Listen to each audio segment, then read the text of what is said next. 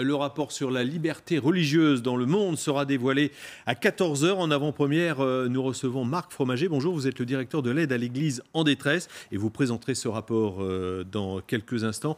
Question très simple, hein. Est-ce que la liberté religieuse progresse ou bien régresse ? Malheureusement, non, on est obligé de constater une dégradation de la situation. C'est un rapport que nous publions depuis déjà plusieurs années, tous les 2 ans. Tous les 2 ans, oui, c'est ce Et donc, on observe l'évolution. Globalement, sur les 196 pays que nous avons étudiés, il n'y en a que 3 où la situation est légèrement meilleure. L'Égypte, le Qatar et le Bhoutan.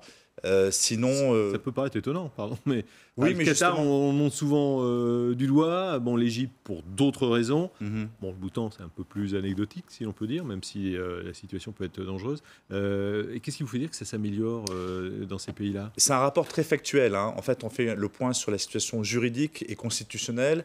Ensuite, la liste des incidents qui sont produits depuis 2 ans, la dernière édition. Et enfin, des perspectives sur l'évolution justement de la situation et nos prévisions à court terme. Et on étudie la question pour toutes les religions, pas que pour les chrétiens. C'est ça qui est intéressant dans ce rapport. Sur le Qatar, en fait, il y a eu un ensemble de petites initiatives, mais qui nous permettent d'émettre ce point positif. En fait, il y a eu un certain nombre de déclarations, il y a eu des conférences interreligieuses, il y a eu la sécurisation du domaine où les différentes églises sont autorisées. Où les églises, en fait, les bâtiments sont regroupés. Il y a eu des nouvelles autorisations pour les chrétiens. Et donc, même si globalement la situation n'est pas totalement satisfaisante, il y a un léger mieux. Ouais. Et voilà. Alors en Égypte, là, par contre, là c'est beaucoup plus violent parce qu'au Qatar, bon, c'était plutôt l'autorisation de pratiquer ou pas. La situation des Coptes égyptiens, qui représentent 8 à 10% de la population, s'améliore ? Oui, nettement. On était avant sur le président Morsi avec les frères musulmans au pouvoir. Et pendant ce temps, ces années-là, la situation pour les chrétiens s'est fortement dégradée. Il y a eu beaucoup d'attentats contre les bâtiments, mais contre les personnes également.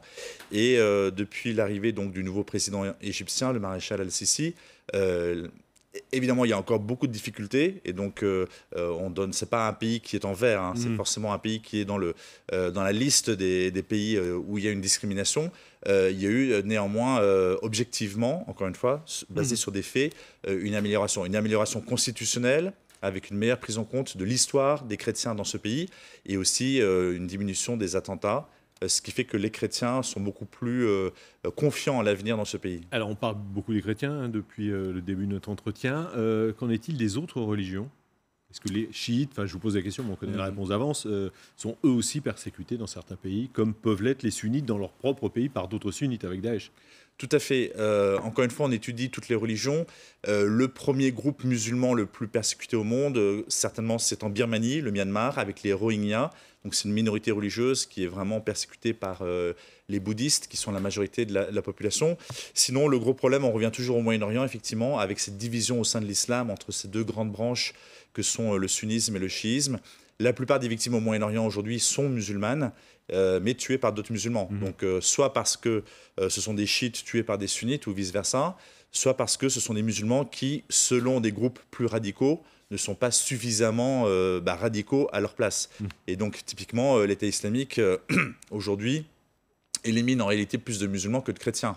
Et donc, c'est tout ce contexte, là, pour le coup, encore une fois, d'absence ou de limitation de la liberté religieuse qui fait que la situation est aussi déplorable. Pour nous, c'est la principale constatation de ce rapport, c'est le développement de l'hyper-extrémisme islamiste, avec comme point d'orgue le Moyen-Orient, l'État islamique, mais il y a d'autres groupes également, et notamment d'autres groupes qui se sont affiliés à l'État islamique, que ce soit Boko Haram ou AQMI, donc dans la bande sahélo-saharienne, mais également dans certains pays asiatiques. Et qui visent donc prioritairement les musulmans victimes au premier chef de ce terrorisme. Merci en tout cas à Marc Fromager d'être venu. Je renvoie à la lecture donc de la liberté religieuse dans le monde, le rapport 2016 qui sera rendu public dans quelques instants. Merci beaucoup d'être venu nous voir.